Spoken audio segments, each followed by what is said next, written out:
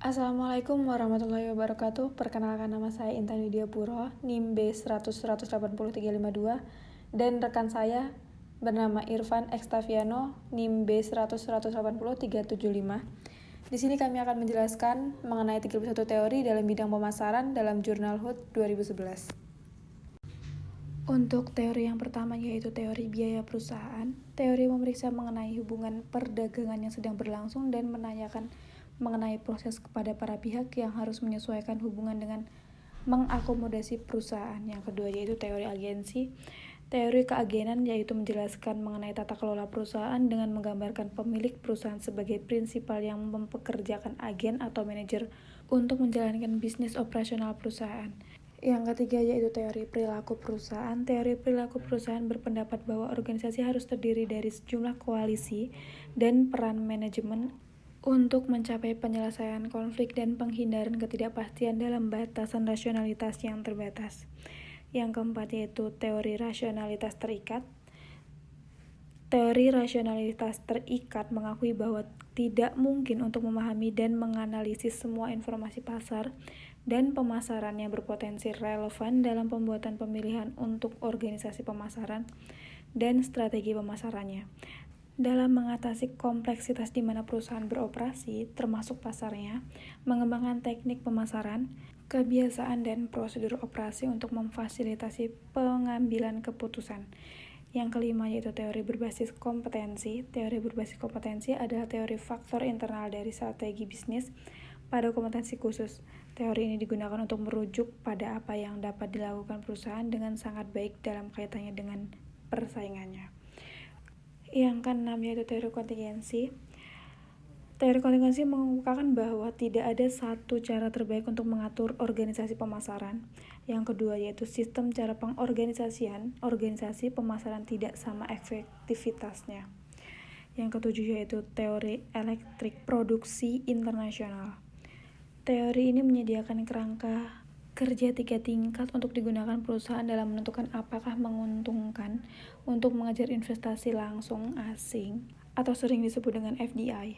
Yang kedelapan yaitu teori permainan. Teori permainan berakar pada matematika terapan tetapi telah digunakan dalam berbagai bidang, termasuk teori organisasi, untuk menangkap perilaku dalam situasi strategi. Fokus dalam skenario ini adalah pada keberhasilan individu dalam membuat pilihan strategi relatif terhadap permainan lain dalam organisasi atau pasar dengan tujuan menemukan keseimbangan dalam permainan itu sendiri, di mana setiap pemain mengadopsi strategi yang tidak mungkin untuk berubah.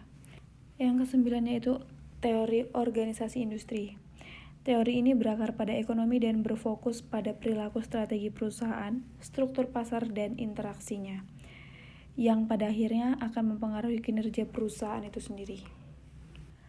Lalu yang ke-10 yaitu teori ekonomi informasi. Ekonomi informasi ini sendiri adalah cabang dari teori mikroekonomi yang berfokus pada bagaimana informasi mempengaruhi keputusan ekonomi dari sebuah perusahaan.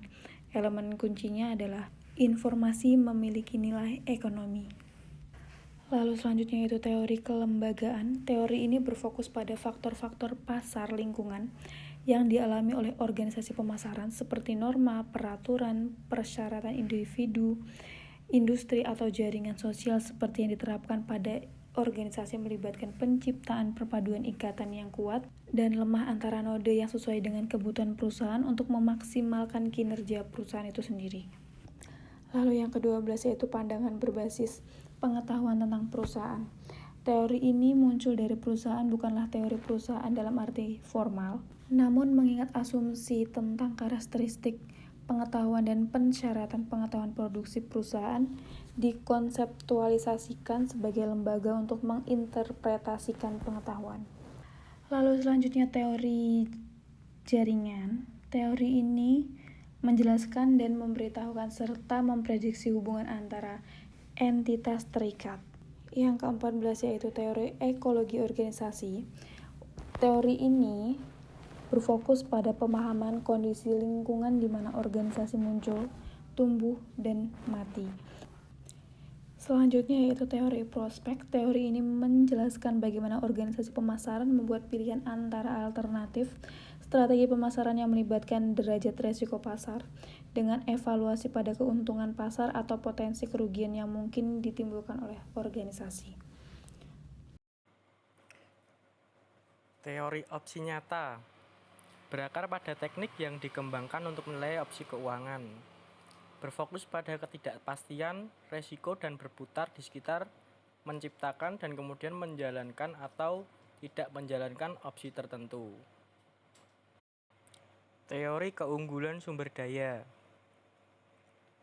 menunjukkan bahwa dasar untuk keunggulan kompetitif yang berkelanjutan terletak pada sumber daya organisasi dan bagaimana strukturnya. Pandangan berbasis sumber daya perusahaan membayangkan perusahaan sebagai kumpulan sumber daya strategis yang didistribusikan secara heterogen di seluruh perusahaan untuk mencapai keunggulan kompetitif yang berkelanjutan. Teori ketergantungan sumber daya. Teori ketergantungan sumber daya menggambarkan sumber dan konsekuensi kekuatan organisasi yang tertanam dalam jaringan saling ketergantungan dan jaringan sosial yang berputar di sekitar kendali, dan ketergantungan pada sumber daya eksternal yang vital di lingkungan. Selanjutnya, layanan logika dominan. Logika yang dominan layanan menyiratkan bahwa tujuannya adalah untuk menyesuaikan penawaran untuk mengenali bahwa konsumen selalu merupakan koproduser dan untuk berusaha memaksimalkan keterlibatan konsumen dalam penyesuaian agar lebih sesuai dengan kebutuhannya. Teori persinyalan. Teori persinyalan melibatkan satu perusahaan, disebut agen, yang menyampaikan beberapa informasi yang berarti tentang dirinya sendiri dan atau produk dan jasanya kepada pihak lain yang bersifat prinsipal. Teori modal sosial. Premis utama teori modal sosial adalah bahwa jaringan hubungan merupakan sumber daya yang berharga untuk pelaksanaan urusan sosial. Teori stakeholder. Teori pemangku kepentingan membahas moral dan nilai-nilai dalam mengelola perusahaan yang harus berurusan dengan banyak kelompok konstituen selain pemegang saham. Teori pilihan strategis. Teori pilihan strategis berpendapat bahwa keputusan manajer memainkan peran yang luar biasa dalam keberhasilan atau kegagalan perusahaan. Dengan isu sentralnya adalah pembaruan strategis dan pemosisian ulang. Teori sistem. Teori sistem mengusulkan bahwa setiap sistem, terlepas dari sifatnya, terdiri dari beberapa elemen yang saling berhubung. Teori rasionalitas kompetitif. Teori rasionalitas kompetitif alias teori umum persaingan oligopolistik mengusulkan keberhasilan perusahaan bergantung pada rasionalitas prosedural yang tidak sempurna dari perencanaan pemasarannya. Teori persaingan multimaker. Teori persaingan multimaker berfokus pada persaingan antar perusahaan dan membayangkan perusahaan yang menempati domain pasar yang berpotensi unik yang ditentukan oleh aktivitas di berbagai pasar produk geografis. Teori pertumbuhan perusahaan. Teori pertumbuhan perusahaan didasarkan pada studi perusahaan industri. Fungsi ekonomi dari perusahaan semacam itu diasumsikan hanya sebagai memperoleh dan mengatur sumber daya manusia dan sumber daya lainnya agar menguntungkan untuk memasok barang dan jasa ke pasar. Teori perusahaan multinasional. Teori dari perusahaan multinasional berfokus terutama pada kontrol atau tata kelola aktivitas perusahaan yang bernilai tambah. Kontrol diinginkan untuk sepenuhnya menyesuaikan kembali dari keterampilan dan kemampuan tertentu. Ekonomi biaya transaksi. Ekonomi biaya transaksi memandang perusahaan sebagai struktur tata kelola yang berfokus pada identifikasi berdasarkan total biaya pertukaran yang harus dilakukan di dalam dan di luar ruang lingkup batas perusahaan. Teori-teori eselon atas.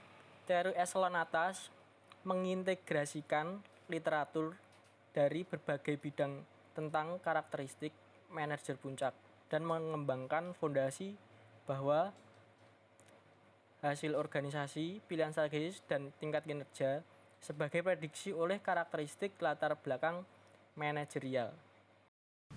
Untuk resume jurnalnya sendiri, di sini kami mengambil judul jurnal pengembangan model game teori pada skema persediaan penyangga untuk menjamin ketersediaan dan kestabilan harga komoditas gula pasir. Bahan pokok yang setiap hari dikonsumsi masyarakat Indonesia antara lain beras, gula pasir, dan minyak goreng. Bahan pokok tersebut merupakan hasil dari sektor pertanian atau komoditas pertanian. Komoditas pokok tersebut dikonsumsi oleh masyarakat Indonesia sepanjang tahun dalam jumlah yang sangat besar. Karena komoditas pokok diperlukan sepanjang tahun, ketersediaan terhadap komoditas pokok merupakan hal yang sangat penting bagi masyarakat Indonesia. Dalam rangka menjaga ketahanan pangan, salah satu cara untuk mengatasi permasalahan tersebut adalah dengan cara menyediakan persediaan penyangga sebagai instrumen untuk mengendalikan keseimbangan pasokan dan permintaan pasar. Baik produsen, pedagang, dan juga konsumen menggunakan strategi masing-masing yang sesuai dengan kepentingan tersebut. Untuk itu diperlukan suatu pendekatan sistematis yang dapat menganalisa proses pengambilan keputusan yang melibatkan dua atau lebih kepentingan. Dalam penelitian ini akan digunakan game teori untuk menganalisa pengambilan keputusan dalam kepentingan yang terkait. Hasilnya menunjukkan bahwa model game teori dapat menggambarkan hubungan transaksi antara produsen dan konsumen dalam skema persediaan penyangga. Selain itu, game teori dapat menggambarkan beberapa kondisi dalam skema persediaan penyangga melalui strategi yang dikembangkan. Game teori atau teori permainan adalah suatu pendekatan matematis untuk merumuskan suatu situasi persaingan dan konflik antara berbagai kepentingan. Teori ini dikembangkan untuk menganalisa proses pengambilan keputusan dari situasi persaingan yang berbeda-beda dan melibatkan dua atau lebih kepentingan. Model game teori dapat menggambarkan beberapa kondisi yang diuraikan dalam strategi-strategi pada model produsen konsumen. Model game teori dapat menunjukkan strategi yang dapat dikembangkan dalam skema persediaan penyangga dan kestabilan harga komoditas pokok. Pada penelitian ini selanjutnya sebaiknya dikembangkan strategi yang lebih menarik untuk model game teori sehingga dapat didapatkan solusi optimal yang lebih baik. Penelitian selanjutnya sebaiknya melibatkan entitas yang lain sehingga dapat menggambarkan transaksi secara keseluruhan.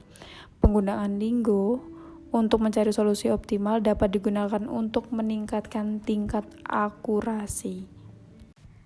Sekian pemaparan mengenai 31 teori dalam bidang pemasaran dalam jurnal Hult 2011. Apabila ada kesalahan mohon dimaafkan. Wassalamualaikum warahmatullahi wabarakatuh.